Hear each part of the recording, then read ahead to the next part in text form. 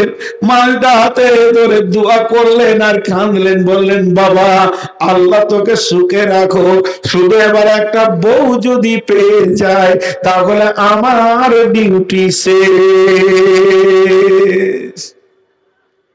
আবু তালেব খুশিতে কেঁদে ফেললেন, আমার ভাতিজা ইনকাম করছে রে, আমার ভাতিজা কত ইনকাম করেছে রে, আমার ভাতিজা খুশিতে কেঁদে ফেললেন।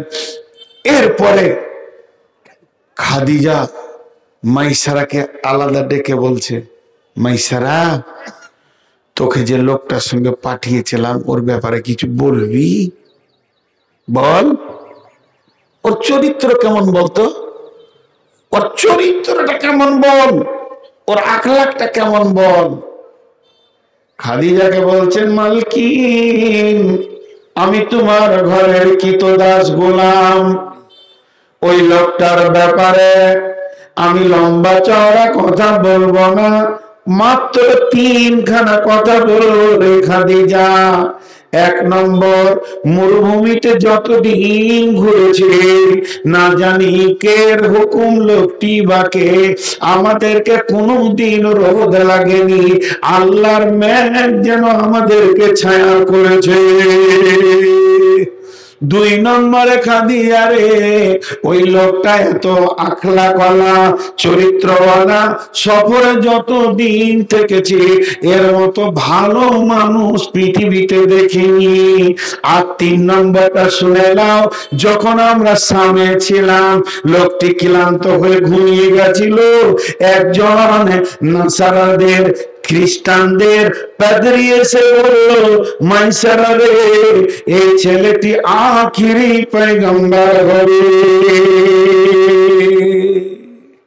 মা বোন, খাদিজার ভিতরে যে ধোঁয়াশাটা ছিল ওটা কি হয়ে গেল? পরিষ্কার হয়ে গেল। মুখ খুলেন, খাদিজার ভিতরে যে ধোঁয়াশা ছিল সেটা কি হয়ে গেল? পরিষ্কার হয়ে গেল। খাদিজা এবার মনটাতে তিন চার রকম করছে, আমাকে বিয়ে করবে না, করবে না, আমি তো বুড়ি, 40 বয়স, ও তো 25 বছরের উত্তাল যুবক। আবার মনটা বলছে বলে দেখি কেন, করুক আর না করুক, একটা তো কথা বলা যেতে পারে, অসুবিধা কি আছে। আবার মনে হচ্ছে না, নিয়ে খাদিজা শেষমেশ সিদ্ধান্ত নিল, পাঠাই খবর। নাফিসা খাদিজার সম্পর্কে ফুফি নাফিসাকে ডেকে বলল, না দাদি সম্পর্কে পাড়া সম্পর্ক দাদি। নাফিসা ডেকে বলল, দাদিজি আমার খাদিজা রাজি আছি, বৈবাহিক আবদ্ধে আমি মোহাম্মদের সঙ্গে বসতে বিয়েতে। হে দাদি তুমি আমার খবরটা, খাদিজার খবরটা মোহাম্মদের কাছে পৌঁছে দাও। এরপরে যদি আমি বলি তাহলে আমার উপরে বদনাম হবে, আমাকে মারবে মাইকম্যান। বলবো না, যা হচ্ছে হোক গা।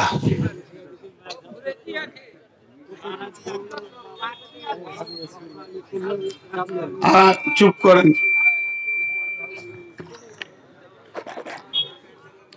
ভাইয়া, পৃথিবীতে যত মাইক আছে সব মাইকই একই, যাদের ভালো তাদেরও এক, এখানেও তাই এক। এখানে যে মালের কম আছে তা নেই, কিন্তু মাইক সব বাসই এক, একটা অ্যাক্সিডেন্ট হয় আর একটা ভালো যায়। মানে মেন হচ্ছে ড্রাইভারকে নিয়ে বিপদ। মাইকটা খারাপ নয়, মাইক তো কোম্পানির, তাহলে আহুজা কোম্পানিকে বলতে হবে তোর মাইক খারাপ। মাইক ঠিক, মেশিন ঠিক, টাঙ্গা হয়নি। যতগুলো চোঙ্গা আছে সব জিবরাইল আর মিকাইলকে দিয়ে দিয়েছে, এখানে কিছুই রাখেনি। এইরকম স্টেজে 1 2 3, 3 3 6, 3 3 9, 10 খানা চোং লাগতো, তাহলে তোলপার হতো। সব রাস্তায় রাস্তায় দিয়ে দিয়েছে। আমি বাড়ি থেকে বায়নগুলো শুনছিলাম, শোনা যাচ্ছে স্পষ্ট, মাইক ভালো, মাইক খারাপ নয়, কিন্তু এইখানে কিছুই দেয়নি। এইটাই হয়ে গেছে ভেজাল। এখন কি করব বলেন? আমাকে আর চাপ দিয়েন না, আমি আর 5-7 মিনিটের মধ্যে ছেড়ে দিই, ইনকমপ্লিটই থাকবে। কারণ জান যে কথা বলা কঠিন হবে। আমি যদি কসম করতে বলেন আপনারা তো কসম করব, এখন সামনে 2 মাস আর বায়ান ভালোভাবে করতে পারবো না, কারণ আমার এটা তাই মানে প্রায় 17-18 বছর চলছে এই পেশাটা, আরো বেশি হবে, 20 বছর 22 বছর চলছে। তার মানে আমার আইডিয়া হয়ে গেছে আজকে গলার যে অবস্থা হলো তাতে আমার 2 মাস জালসা করতে কঠিন হবে। এটা কে আমার চালিয়ে দেবে? তো যাই হোক, এবার আপনারা শুনেন, খাদিজা যেই খবরটা পাঠিয়ে দিল, তো নাফিসা গিয়ে কাকে বলছে জানেন? আবু তালেবকে। আবু তালেব বলে, কি হলো? ভাতিজার বিয়ে দিবে? বহু তো খুঁজছি গে, আমার একটা কাজ হয়ে গেছে, আমার ভাতিজা ইনকাম করতে শিখেছে জানিস। ও খালি আবু তালেব চোপা চালিয়ে বেড়াচ্ছে, খালি আমার ভাতিজা ইনকাম করতে শিখে গেছে, খালি একটা বহু পেলি হলো। তারপর বউয়েরই খবর পৌঁছে গেছে, বউ পাওয়া গেছে। তো আবু তালেব জিজ্ঞেস করছে, মেয়েটা কে রে? কে মেয়ে? বলছে খাদিজা নিজে বলেছে বিয়ে করব। তো আর খুশিতে দম আটকে গেছে। রাজ ফ্যামিলির মেয়ে, জমিদারের মেয়ে, আর আমার ভাতিজা একটা কলম ধরতে জানে না, লিখতে জানে না, জীবনে বকরি চড়িয়েছে, আর সেই ছেলেটাকে। কিন্তু তুমি ভাবছো বকরি চড়ানোওয়ালা, স্বর্ণকার তো সোনাই চিনে। কি ও যে একটা হীরের টুকরো, সেটা কে চিনবে? স্বর্ণকার। আর আপনার আমার হাতে তামার সোনা বাড়াবার, কাঁসার সোনা বাড়াবার, কিন্তু স্বর্ণকার চিনে। খাদিজা জানে যে এই জিনিসটার কত দাম আছে। আবু তাহলে তুমি কি জানবে? জি। তো বললো তাহলে একবার ভাতিজাকে জিজ্ঞেস করি। এই বেটা মোহাম্মদ, করে বাবা শোন। এলো, বসেছে, বলছে বেটা তোর বিদ তো আমাকে দিতেই হবে ধার। তো খাদিজা প্রস্তাব দিয়েছে। আল্লাহ নবী হ্যাঁ বললেন না, আল্লাহ নবী না বললেন না। নবীজি একটু মুচকে হাসলেন। এই হাসি দিয়ে আবু তালেব বলেন, নাফিসা যাও, একটা দিন করে নেওয়া হবে। একটা নির্দিষ্ট দিন হয়ে গেল, বিশ্ব নবীকে নিয়ে গিয়ে আবু তালেব নিজে খুতবা পড়ে খাদিজার সঙ্গে বিয়ে দিয়ে দিলেন। বিরাট ফ্যামিলি, মালে মালামালের সঙ্গে বিয়ে হলো। এতদিন ছিল কি ম্যানেজার, কাজের লোক, এখন কি হলো স্বামী। আপনারা মুখ খুলছেন না কেন? এখন কি হলো স্বামী। খাদিজা থেকে আরো আপারে চলে গেল সম্মানে। খাদিজার সহেলিদেরকে বলছে, আমাকে একটু সাজিয়ে দে না গে, আর বাসর ঘরটাও সাজিয়ে দে। বাসর ঘর সাজিয়ে দে। সাজানো হলো, নবীজিকে ডাকা হচ্ছে, নবীজিকে খবর দেয়া হলো, আর তুমি বাড়ির বাইরে লোক নও, এখন খাদিজা নিজস্ব কামরার ভিতরে লোক। নবীজি ভিতরে গেলেন, চুপ করে বসে আছেন অনেক লাজুক মানুষ। খাদিজা হাসতে হাসতে, একটা স্বামী মারা গেছে, তার একটা স্বামী তালাক দিয়েছে, এবার 3 নম্বরে পড়েছে। খাদিজা মনে মনে কত কৌতূহল, আল্লাহ আমাকে আবার স্বামী দিল, কত আনন্দ, কত কথাবার্তা, কত আলোচনা, কত প্রেম আলাপ হবে। এই নিয়তে যখন যাচ্ছে, তখন খাদিজা দেখছেন নবীজি মাথাটা নাম করে, খুশি নাই, আনন্দ নাই, ভারাক্রান্ত। আর ওই অবস্থায় চোখ দিয়ে ছল ছল ছল ছল পানি। খাদিজা বলছে যে চোখ দিয়ে ছল ছল পানি। খাদিজা কয়েকটা কথা গড় গড় করে বলে দিলে। দেখে কি বলে দিলে জানেন? নবী তখন হননি, কিন্তু উনার নামটা নিতে গিয়ে নবী না বলে থাকতে পারছি না। ও মোহাম্মদ, এইটুকুই খাদিজার কথা। কিন্তু আমাদের নবী না বলে শান্তি বেশি না, এই জন্য নবী বলেই বলছি। ও নবী মোহাম্মদ, আমি হলাম 40 বছরের বুড়ি, আর আপনি হলেন 25 বছরের নবজওয়ান। আপনি হলেন বিবাহের নববর, পৃথিবীর কোন নারী দেখেননি। আর আমি হলাম বিবাহিতা, আপনার তালাক প্রাপ্তা এবং স্বামী মরা একজন বউ। এর জন্য মনে হয় তুমি আমাকে মেনে নিতে পারোনি। মেয়েরা একটুকু বেশি বকে, হালকা কথায় একটুকু বেশি বকে। আম্মা যেন আয়েশা বলছে আমার মাথায় ব্যথা, তা আল্লাহ রসুল বলছে তোমার মাথায় ব্যথা, আহা যদি ব্যথা খুব বেড়ে যায় বলছে আমি মরি, দাঁড় একটা বিয়ে করো লাও। ভেজাল বাড়ানোর কথা বেশি বলবে। জি, বাইরে বাইরে জীবন, ফোনে ফোনে বিবির সাথে জীবন। আপনাদের এখানে শোয়ার জায়গা কত সুন্দর আমাকে দিয়েছে, বিছানা বালিশ খাওয়া, তো বিবির সাথে কি আমি কথা বলি না? ভিডিও কল করেছি, বলছে কোথায় আছেন? আমি একটা বাড়িতে আছি, খুব সুন্দর শুয়ে আছি, ভালো বিছানা, খাওয়া দাওয়া ভালো। কটায় দিয়েছি? 9:30। তা আগে নিতে পারলেন না? আগে নিতে হতো, এত রাত জাগে সুগারের রোগী, দিবে না আমাকে আগে? তো লোকের বাড়িতে কেন শুতে গেলে মসজিদে শুতে হতো? ও আমরা ওর লাইনে ঠিক আছে, যে কার বেটি ধরবে নাকি মৌলভী আল্লাহ জানে। এই ভেজাল নিয়ে উপাস করছে আর কি, যে ঘোড়া তো ছাড়াই আছে, কি যে ঘটনা ঘটবে আল্লাহ জানে। তো লোকের বাড়িতে এখানে শুচ্ছ, মাদ্রাসাতে মসজিদে শুনবে, বাবাকে ওসিয়ত করছে। যাই হোক, তো খাদিজা কথাটা বলতে গিয়ে বেশি বলে দিল।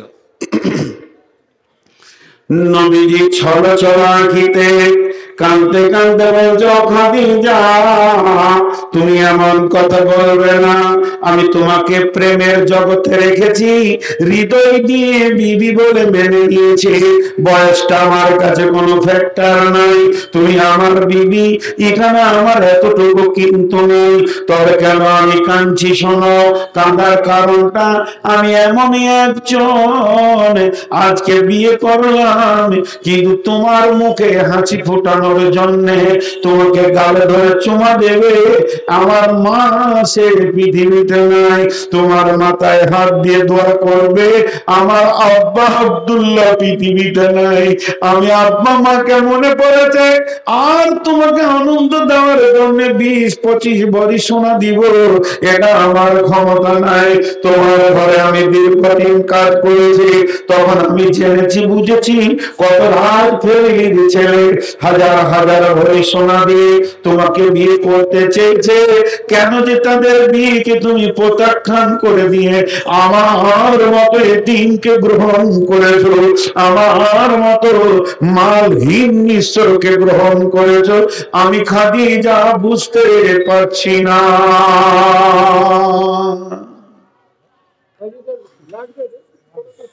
তো খাদিজা আবার কি বলছে,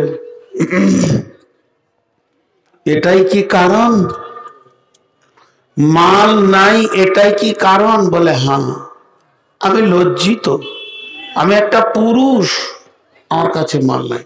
খাদিজা বলছে তাহলে আমার কথা শুনতে হবে। আবার কি পালা শুরু হলো বাঁশর ঘরে, আমার কথাটা এবার আপনাকে শুনতে হবে।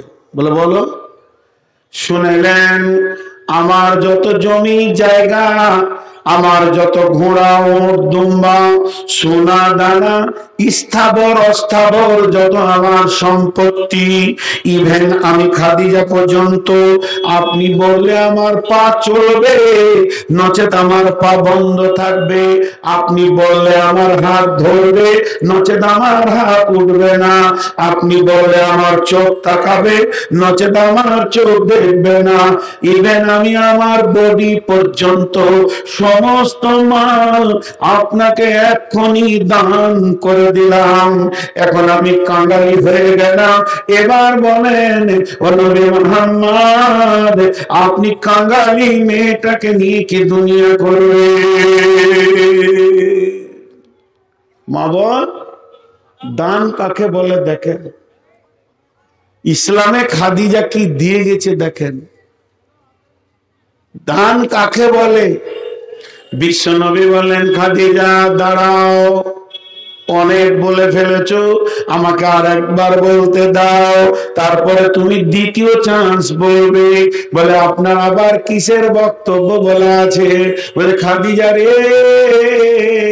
আমাকে আল্লাহ ওই মিজাজের বানিয়ে দিয়েছে, কেউ কাঁদবে আমি দেখতে পারবো না, মাল তাকে দিয়ে দিব, এতিমকে মাল দিয়ে দিব, বিধবাকে মাল দিয়ে দিব, অভাবীকে মাল দিয়ে দিব, আমার মাল থাকবে, মানুষ কষ্ট পাবে আমি দেখতে পারবো না।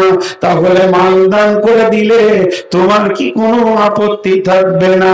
খাদিজা বলেন, শেষবারের মতো শুনে নেন, আমি আপনাকে দিয়ে দিয়েছি, আপনি রাখতে পারেন, আপনি দানও করে দিতে পারেন।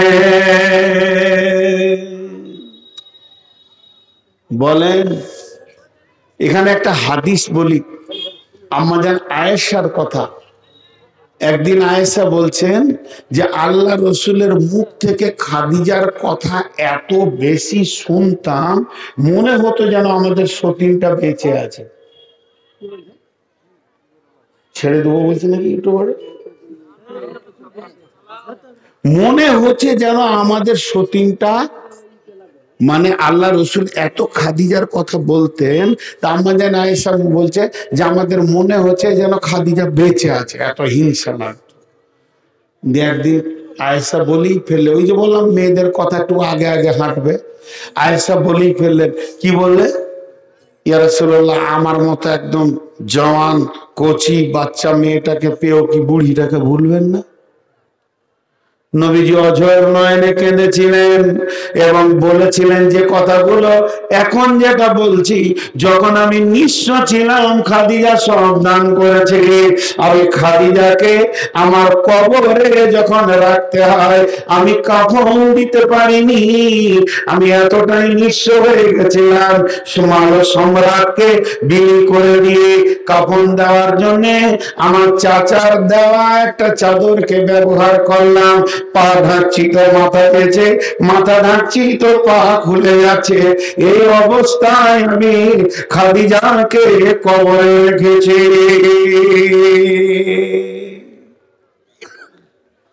আজকে বক্তব্যের বিষয় কি? ওই তিনজন বুঝতে পেরেছেন, আর বাকি আপনারা বুঝতে পারেননি? সবাই জোরে বলেন, আজকে বক্তব্যের বিষয় কি?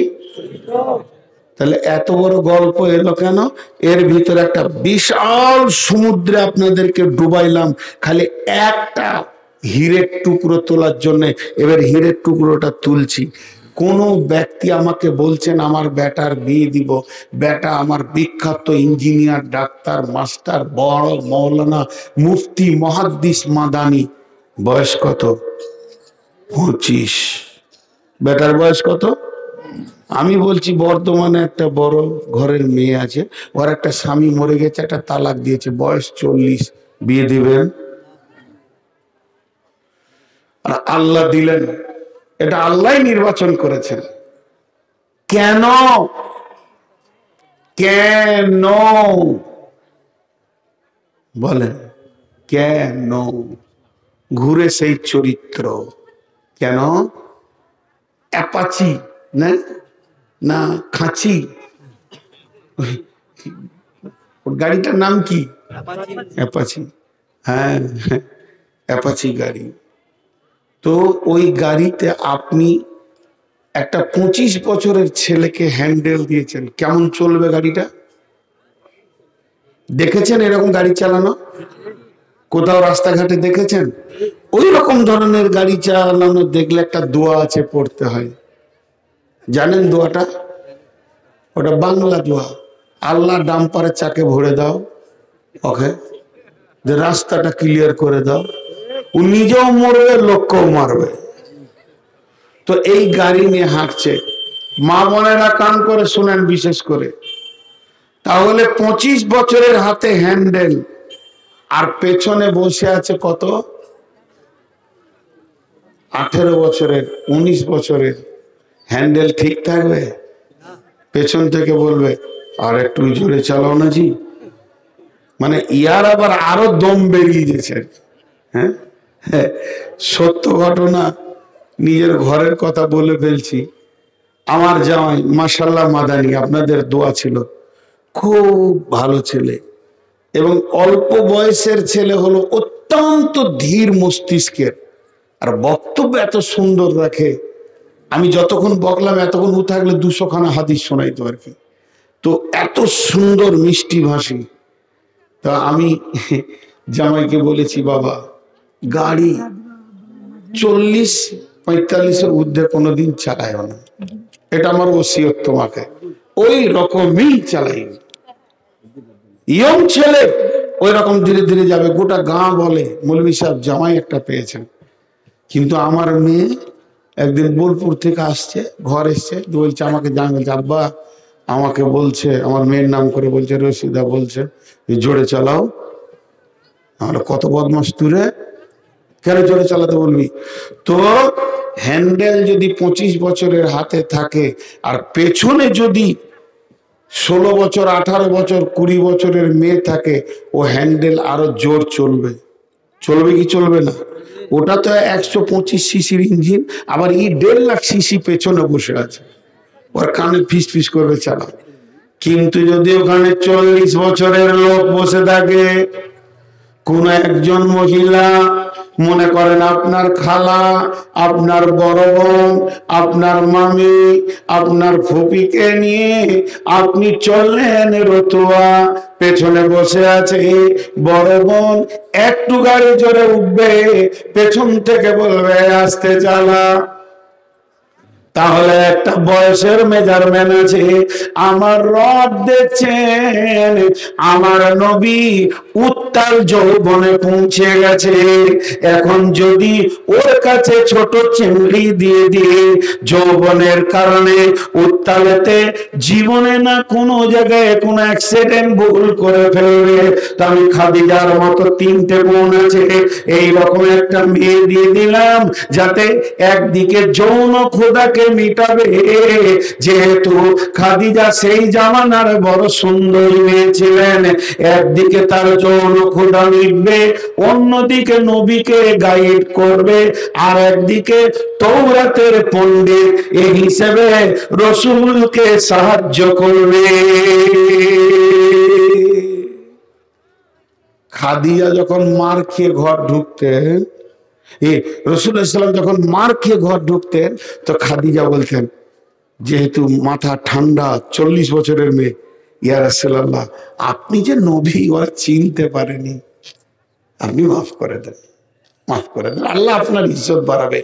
আর যেদিন 2-4টাকে বায়াত করতেন আল্লাহ রসুল, কালেমা পড়াতেন, সেদিন খাদিজাও আনন্দে হাসতেন, ইয়া রাসূলুল্লাহ আল্লাহ আপনাকে কত সম্মানী করেছেন।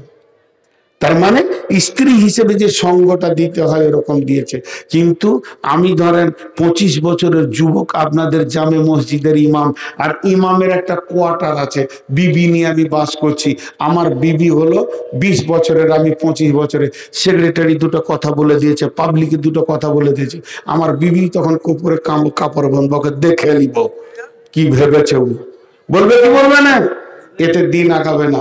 এর জন্য আল্লাহ নবীকে তার চরিত্রকে ঠিক রাখার জন্য, যাতে করে আমার নবীর চরিত্রে লিক না হয়ে যায়, আল্লাহ রাব্বুল আলামিন খাদিজাকে দিয়ে দিলেন।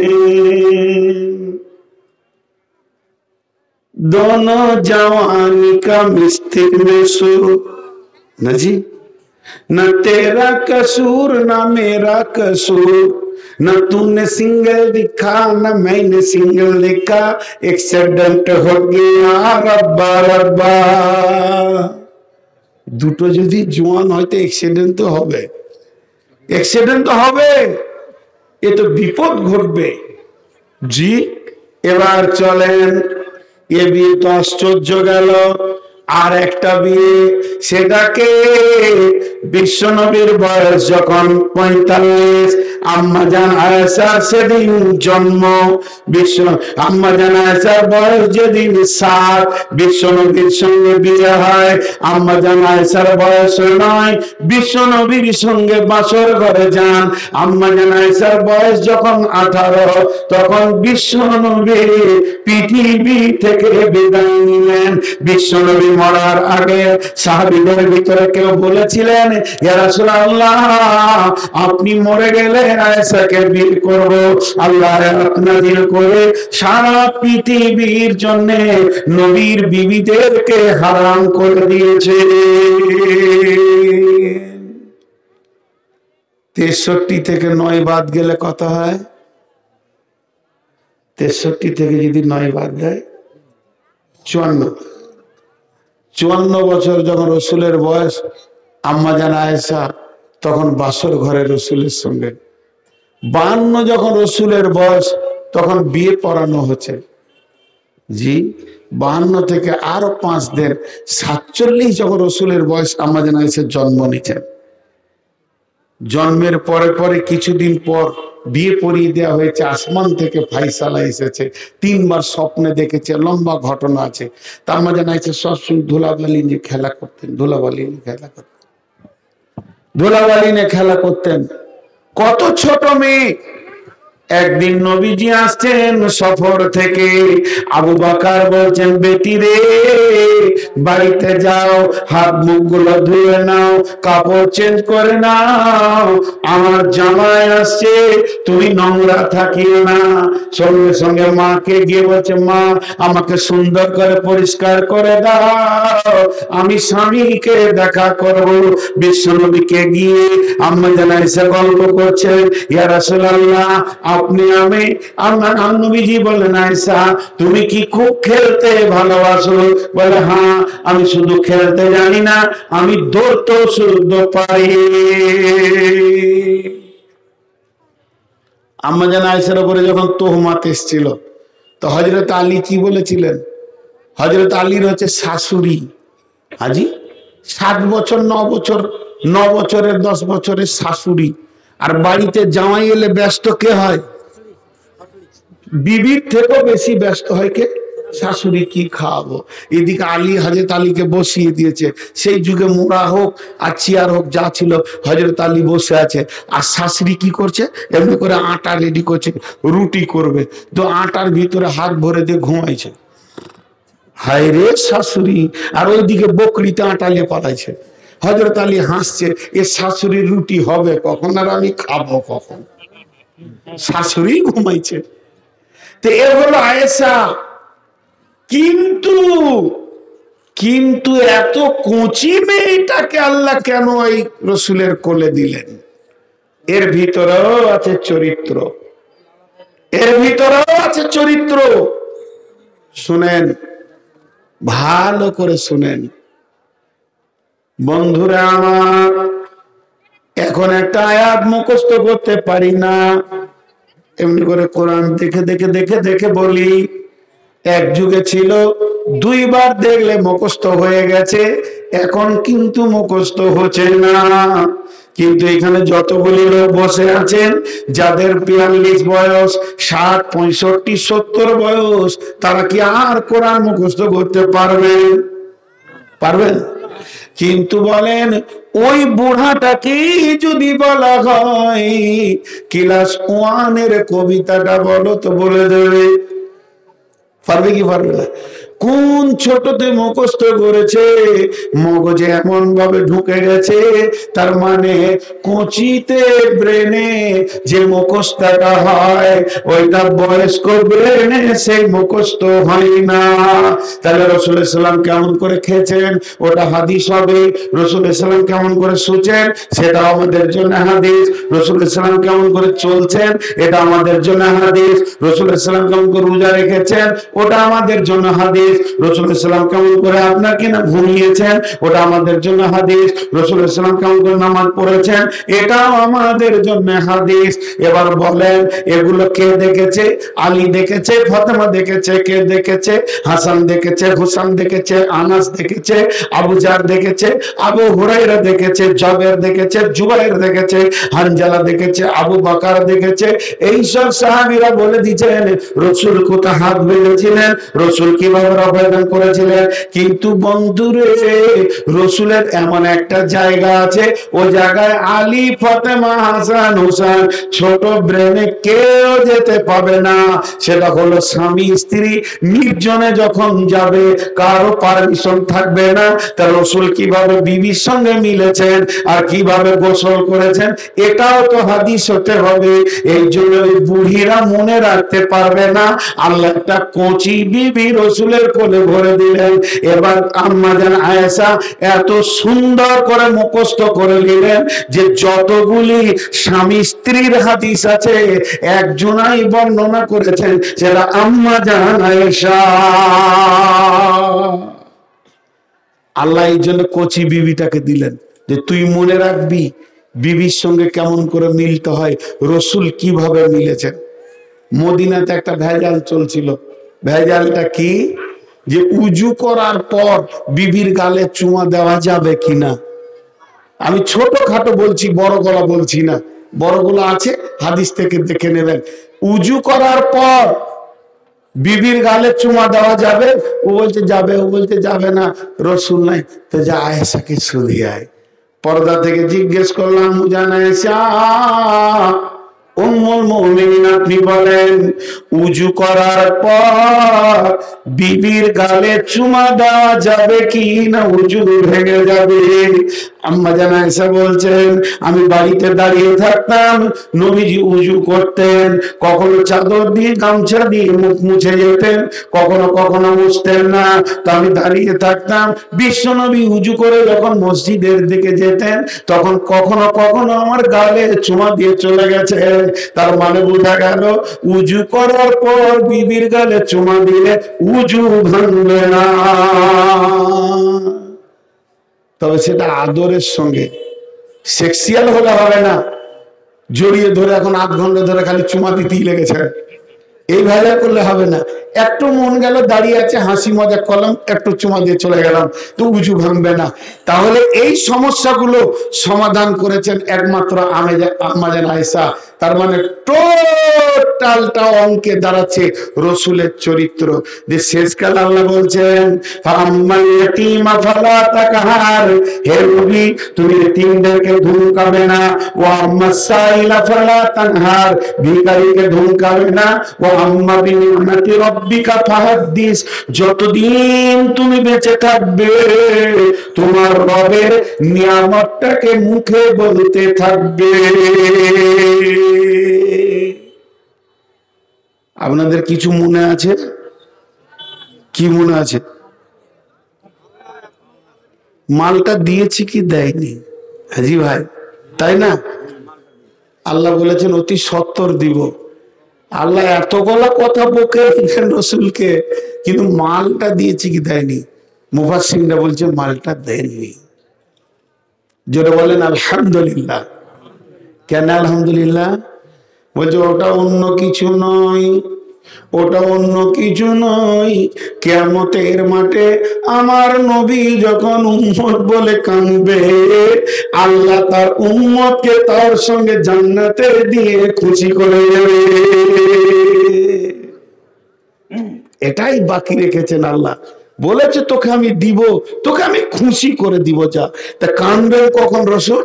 কিয়ামতের দিন যখন নবীজি উম্মত বলে কাঁদবে, আমার রব তার কাঁদার কারণে তার উম্মতকে জান্নাতে দিয়ে খুশি করে দেবে। একজনও উঠবেন না। পুরো 2 ঘন্টা চালিয়েছি, মাত্র 7 মিনিট বাকি আছে। কিন্তু আবার বলছি, আপনাদেরকে বিরক্ত করার জন্য বলিনি, বহুদিন পর এসেছি। আপনারা যে আমাকে কত ভালোবাসেন, আমি নূর মোহাম্মদ আল্লাহর কসম আপনাদের কাছে ঋণী। আপনারা আমাকে যে ভালোবাসা দেন তার জন্য আমি একজন গাধা ঋণী। আমি যে বক্তব্যগুলো রাখছি এটা আমার পাওয়ারে নয়, আপনাদের দোয়ার বরকতে। খালি একটা ছোট্ট দোয়া চাইবো, সেই দোয়াটা হচ্ছে আগামীতে জালসা করা যেন করতে পারি। আমার ব্যথা শুরু হয়ে গেছে গলায়, তাছাড়া খুব কষ্টের মধ্যে চলছি। আপনারা দোয়া করবেন। তো শেষ কথা একটা, সূরা মারিয়ামের 71 নম্বর আয়াত 72, 73, 74 মধ্যে বাংলা তফসির দেখে দিবেন। একটা জায়গায় দিয়েছে এইরকম যে ভালো মানুষের সঙ্গে দোস্তি করো, ইমানদার মানুষের সঙ্গে লাভ কি হবে? জান্নাত পাবে। একটা লোক জান্নাতে গিয়ে ঘুরে বেড়াচ্ছে, তো মন খারাপ। আল্লাহ বলবে তোকে জান্নাত ভালো লাগছে না? ভালো লাগছে। তোকে আমার জান্নাতের নিয়ামত ভালো লাগছে না? লাগছে। তো তোর মন কেন খারাপ? আমার জান্নাতে তুই মন ভারী হয়ে ঘুরবি, এটা কোনো মানে হলো নাকি? আল্লাহ বলবে বল বল আমার গোলাম বল। তখন চোখের পানি ছেড়ে বলবে আল্লাহ, পৃথিবীতে আমার একটা বন্ধু ছিল, তাকে নিয়ে সঙ্গে সঙ্গে ঘুরে বেড়াতাম, তাকে আমি ভালোবাসতাম। ও দয়াল মাবুদ গো, আমার বন্ধুটা জাহান